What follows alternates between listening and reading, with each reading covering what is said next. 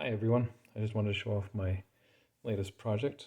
I call this the keychain backup. As you can see, it's a normal keychain holder. It also has this nifty little USB port here. So when you go up to hang up your keys, you can hang them here on the hooks, or the cool part about this is you can take your thumb drive and plug it in the USB port here.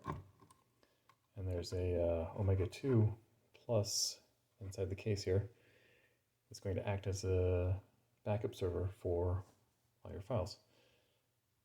So on the thumb drive itself, in order to protect the files on there in case it gets stolen or whatnot, is an encrypted container.